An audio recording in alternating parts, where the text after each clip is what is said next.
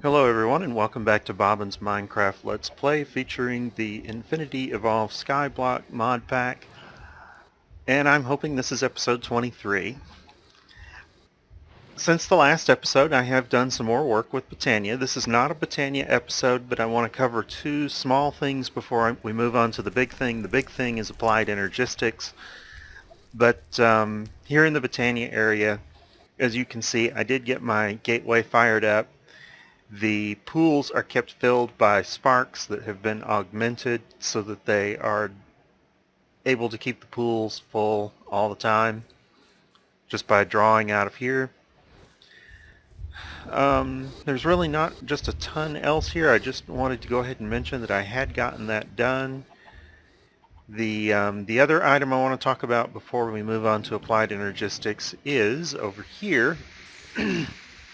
Now, you may recall that I set this up to generate slimes. It's not doing slimes anymore. It's now doing wither skeletons.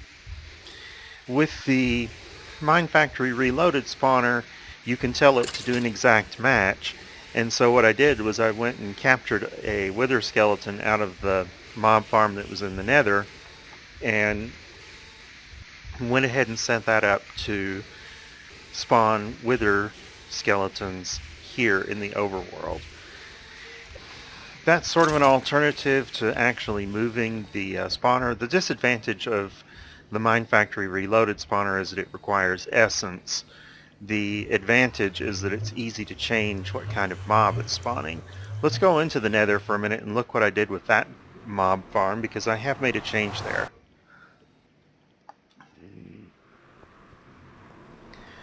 Alright, in here we can actually safely go down in here. Well, look, they're not wither skeletons. They are Petch Foragers and Petch Mage. I hope I'm pronouncing that correctly. Who knows?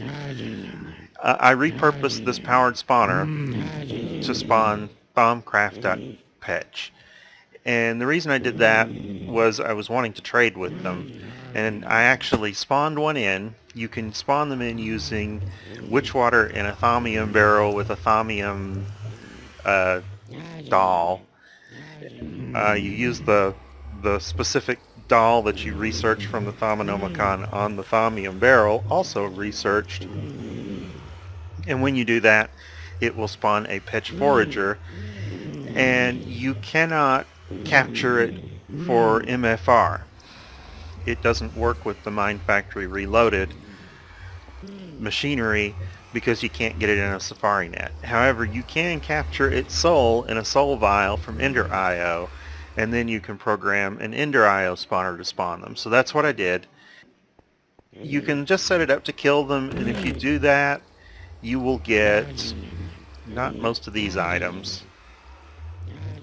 You basically get some armor and tools and some mana beans that are all of your basic fundamental essences.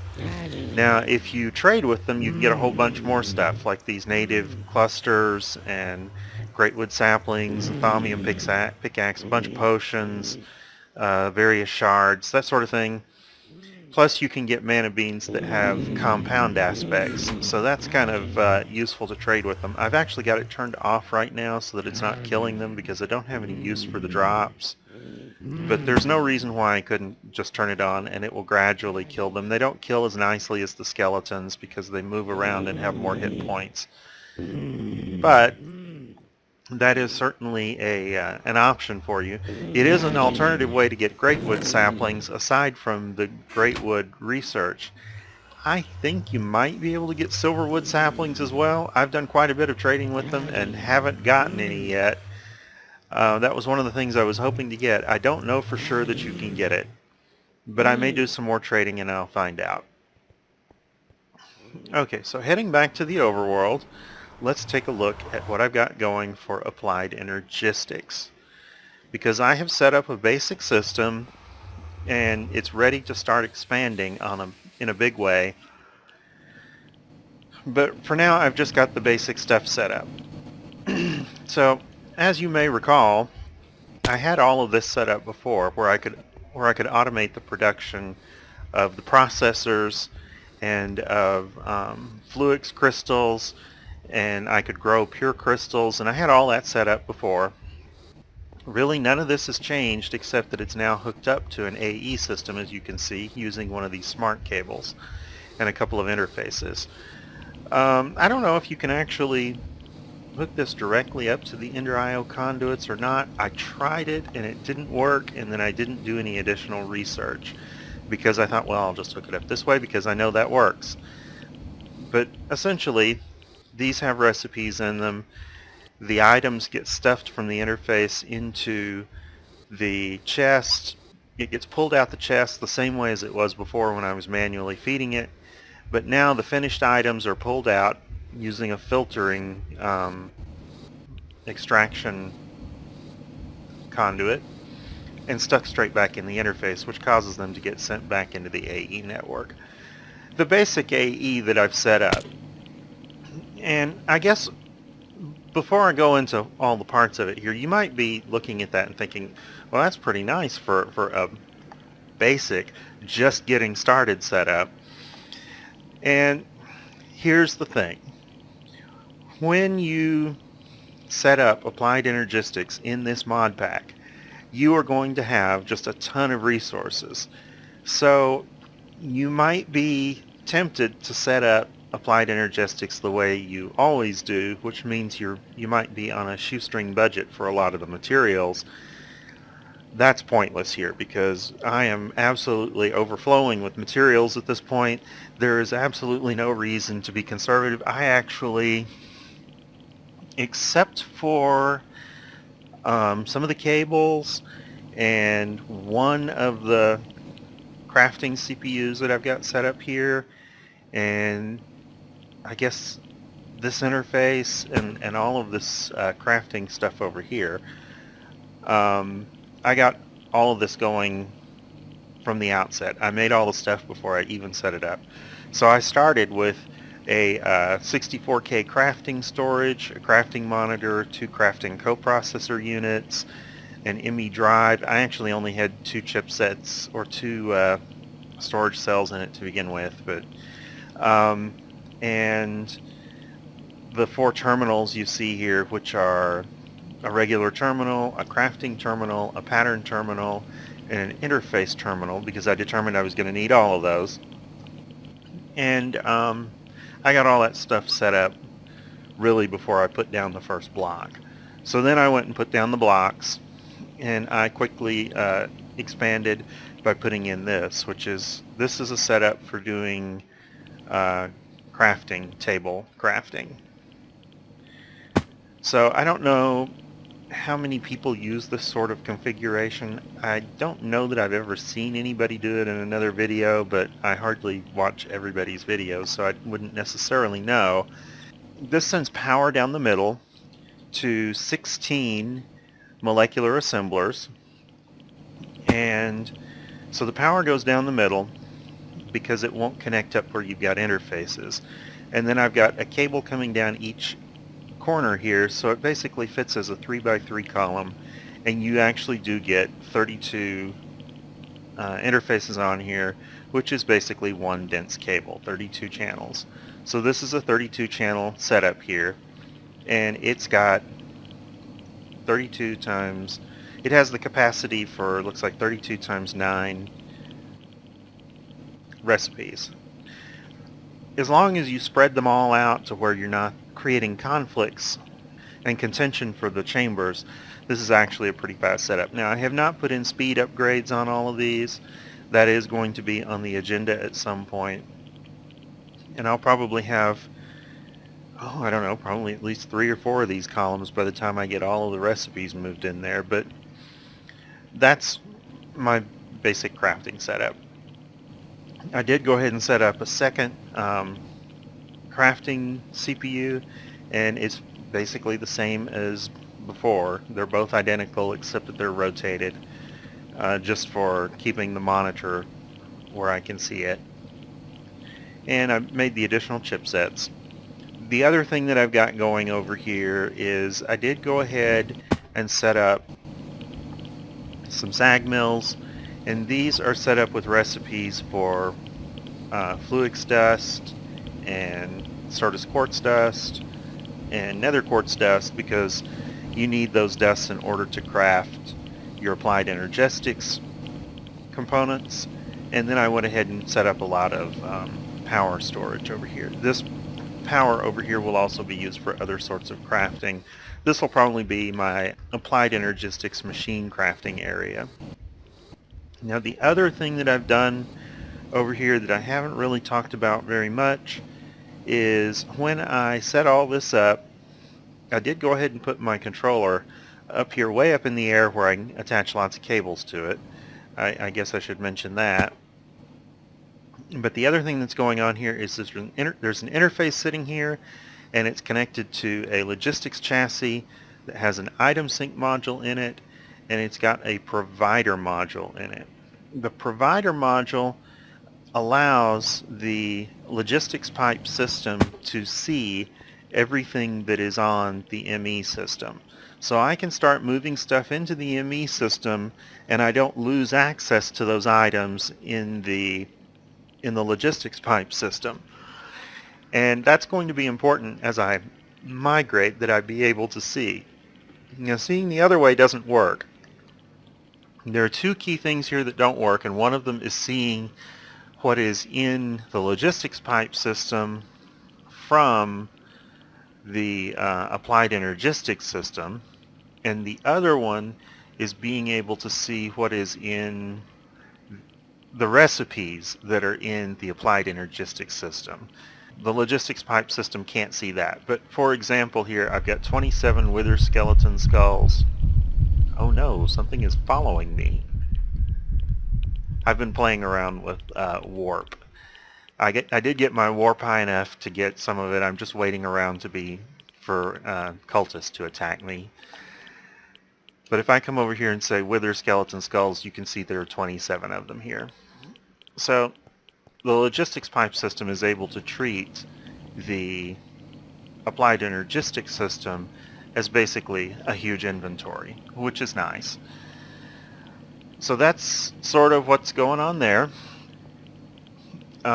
If we actually look at the interface terminal, we can see the recipes that are currently set up in the system.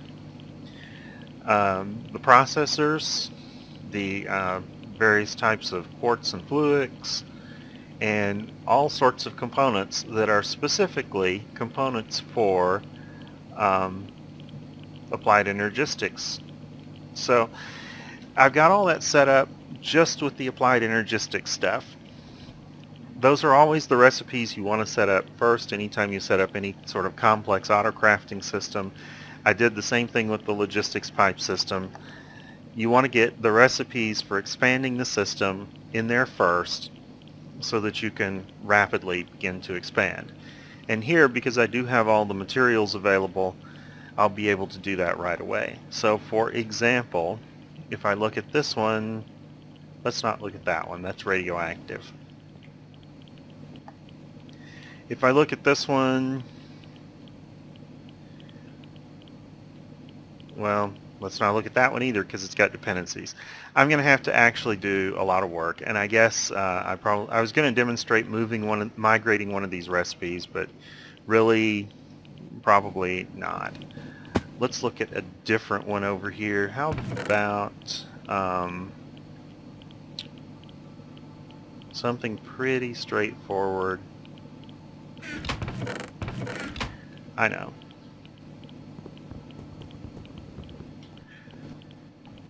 Let's come over here and set up recipes for making the basic wood and sticks. I mean, you have to have, that's sort of a foundational recipe, all sorts of things require it. So if we come over to my terminal, this is the pattern terminal. I've got it set to make a crafting pattern. I can pop a log in there. It says oakwood planks, so I can encode pattern. And the pattern actually says crafts 2 oakwood planks with 1 oak wood. And you'll notice that we can do I can hold down the shift key and it, or probably the sneak key more appropriately, and it will show what that item is. So I can come over here and put this in somewhere, or I can come over to the interface terminal and I can see molecular assembler, 32 of them, and I can just go and put that in there. And that will actually load it in one of those interfaces on here. You're just doing it indirectly through the terminal rather than having to do it by going over and finding a spot. So now that I've done that, we have oak wood planks available as a recipe. I can tell it to craft another one. It says it's missing logs, so let's go ahead and toss some of those in there.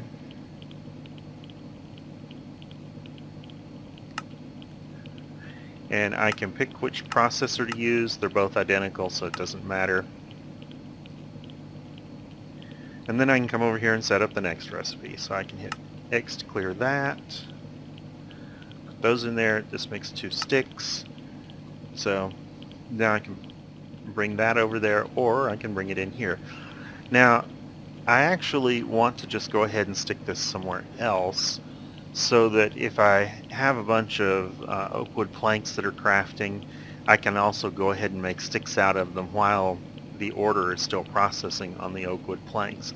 It helps to spread out your recipes some so that it can bring in more assemblers to craft things at once.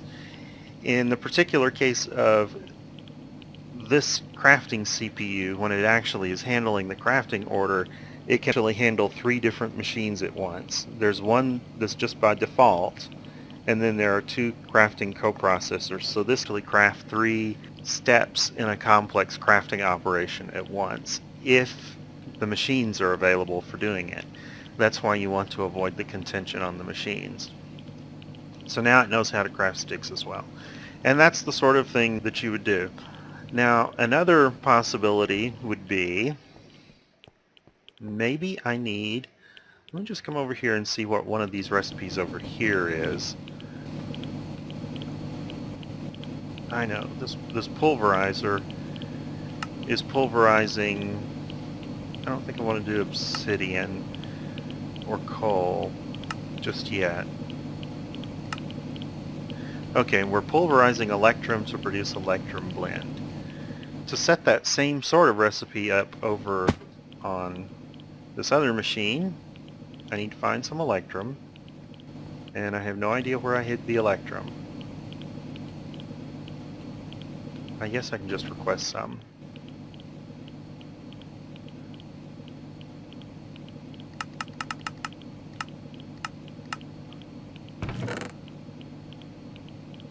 I'm up to 37 of this enhanced Galgadorian metal now, but I'm not producing slime balls anymore. I'm just gradually producing it as I grow the mushrooms for it. I'm going to actually have to rework the farms at some point too. Okay, so here, this is not a crafting table recipe. This is a pulverizer recipe, and the system distinguishes between crafting patterns and processing patterns. And processing is any machine other than a crafting table. So if I come over here and I put in an Electrum ingot, it's not going to know what that produces automatically. So let me come over here and request one of those.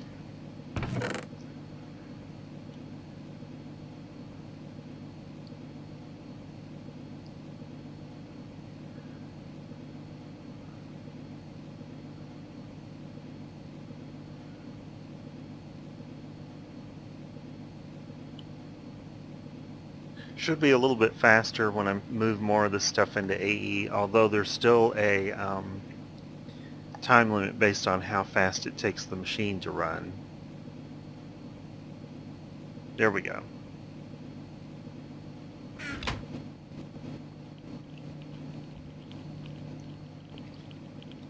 So this takes an Electrum, and the output is Electrum blend, and I can come over here, create an encoded pattern for it.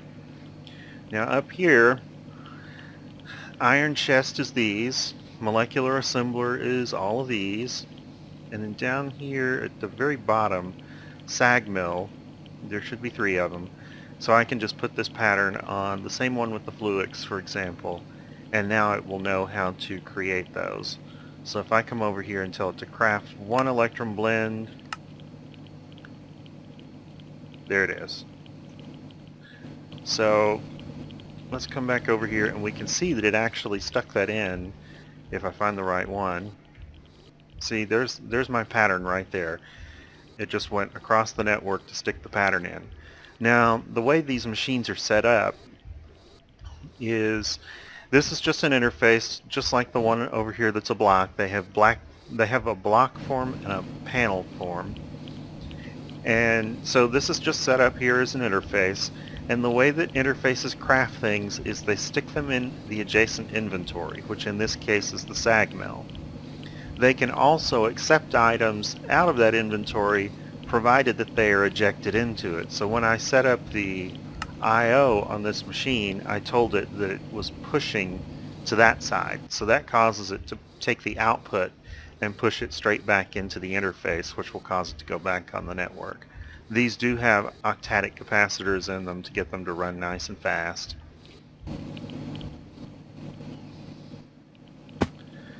So that is the basics of how the crafting is set up. The only other thing that I can think of that is probably really worth mentioning, and it's sort of for the benefit more of novices than for people who have used AE quite a bit, and that is these cables are all smart cables, which is why you see the lines on it. There's enough space there for 8 lines down the middle, which is representative of the number of channels it's going. So this one actually has 5 lines going through it, 4 that are sort of in the dimmer white and 1 that's in the bright white. And as you can see on the WALA hint up at the top of the screen, it says 5 of 8 channels, or you can see that if you can see it on YouTube. I don't know if you'll be able to see that or not. Over here, these are the dense cables, and they hold 4 times as many, so each line represents 4 channels. And this one's full. It's 32 of 32 because it's got 32 interfaces connected to it on this machine. When I set up another one of these columns, I can't hook it up to this cable. I'll have to string another cable all the way over from one of the faces on the ME controller to do it. If I'm running the cables side by side, I can make it a different color so that they don't cross. So this one's white. I might use blue or red or green, whatever. Any color of the standard dyes, you can set up your cables to that color. So that is the way that those are going to work. I'm not going to explain it in enough detail that if you're a complete novice, you will really just be ready to jump into it. But you might try it just to get an idea of what you still need to know, and then go watch somebody else's video that actually does a walkthrough on Applied Energistics. I guess that's really all I've got to talk about on AE, and probably about all I've got to talk about today. Between episodes, I am planning on doing some work on... I need to look at setting up a wither grinder, because I'm going to have to be able to mass produce nether stars. There's no getting around the need for mass production on nether stars, because I will probably need hundreds of them and maybe thousands, and there's just no way to do that without going and killing them all by hand. But I will have to kill a few by hand in order to get an appropriate grinder for it. I'm planning on basing the grinder on the Draconic Evolution mob grinder, which means I am going to need some additional materials here that are going to be kind of interesting to get. I haven't really... So that one requires nether stars. So I gotta have nether stars before I can even produce this thing.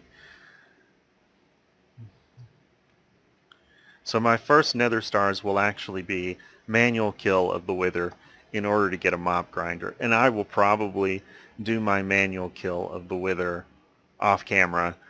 It's not that I'm just horribly afraid of the wither. and don't want anybody to see it, but everybody has seen a wither fight before, and so I'm going to have to kill several of them in succession. There is something, I'm trying to remember what it is. There's definitely something in here that you can use to get immunity to the wither effect, I think. I'll have to look into that. I do remember something. It's not as nice as, let's say, the witherless rose from Reliquary if you had one of those. I know on my last playthrough on Project Ozone, I was very happy to have gotten one of those, and I don't think it came in a loot bag. It was in some other sort of random loot item. It was in a quest reward bag, probably. And I got that before I ever killed my first wither, and so it was very convenient because I was immune to withering and didn't have nearly as many problems. But anyway, that is what is going to be going on between episodes, is getting ready to set up a wither grinder. I don't know if I will actually finish getting it set up or not, but I will certainly show it to you when I get that done. So until I see you next time, thank you for watching.